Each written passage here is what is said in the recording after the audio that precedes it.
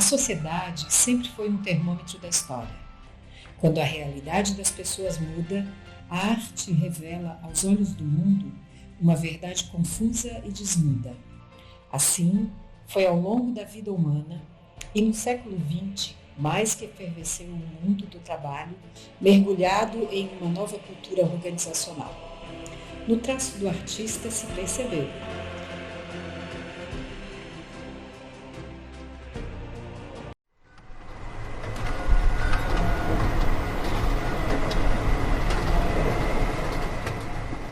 Enquanto Taylor publicava seus estudos sobre a administração científica, mudando para sempre a história da administração, Picasso pintava e transformava a arte de então.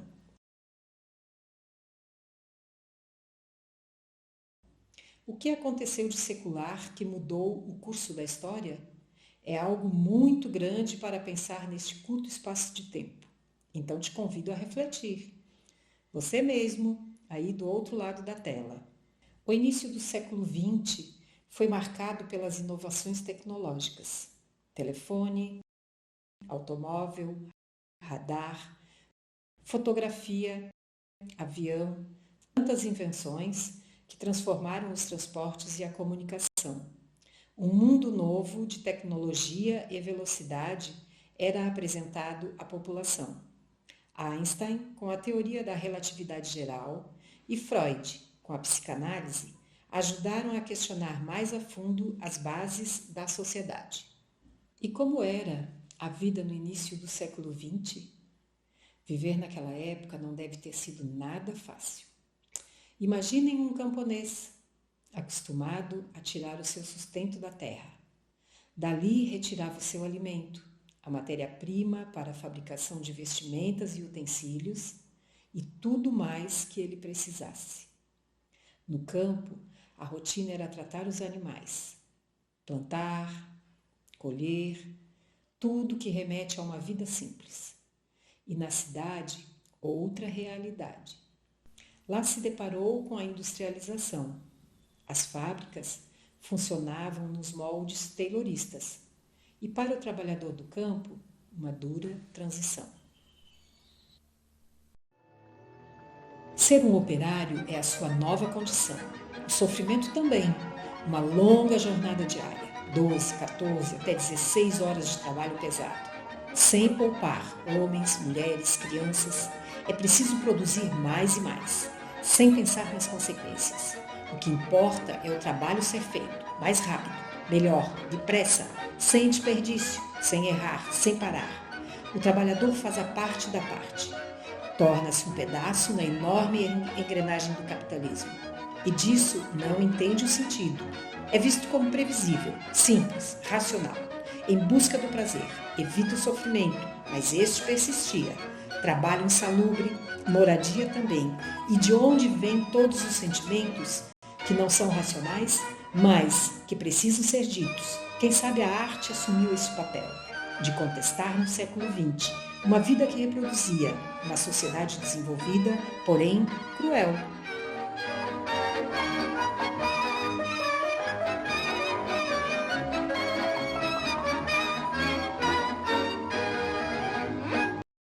No século XIX se pintava tudo bonito, a beleza em primeiro lugar.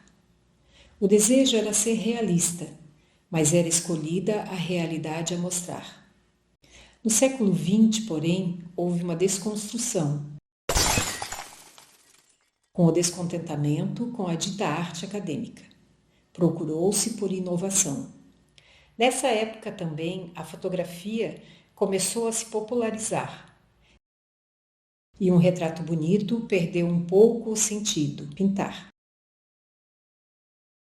No mesmo período, houve a Primeira Guerra e toda a crise que se seguiu. Com a possibilidade da crítica social, o papel da arte se expandiu. E então, uma luz se acendeu. Um burburinho começou, uma ideia surgiu.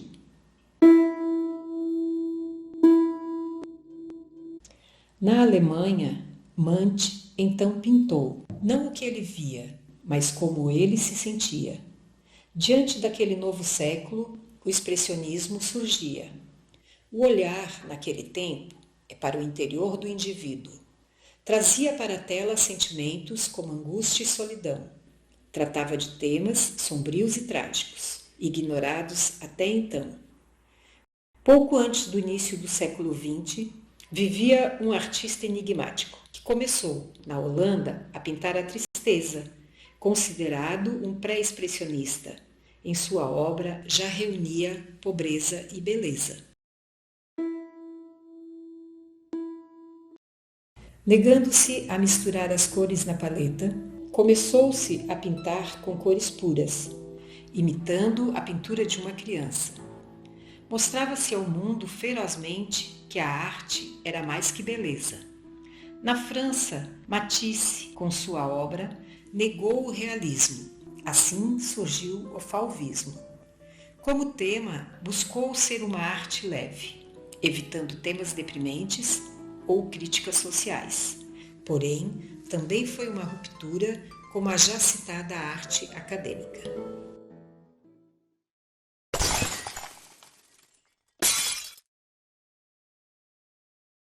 Desconstruindo a realidade conhecida, na Espanha surgiu Picasso.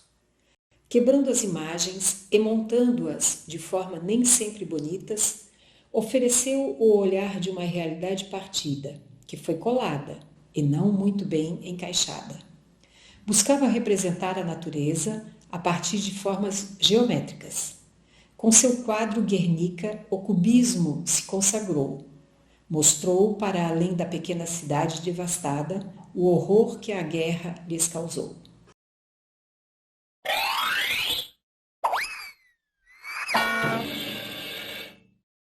Na Suíça, alguns brincaram com a arte, questionando seu próprio valor. Não se entendia mais nada, e talvez a saída estivesse na piada, colocando bigode na Mona Lisa ou trazendo um mictório para o museu. Foi assim que o dadaísmo apareceu.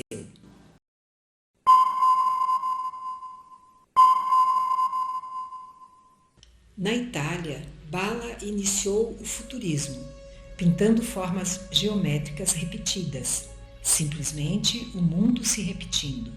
Buscava retratar a velocidade, a tecnologia, as máquinas, a cidade.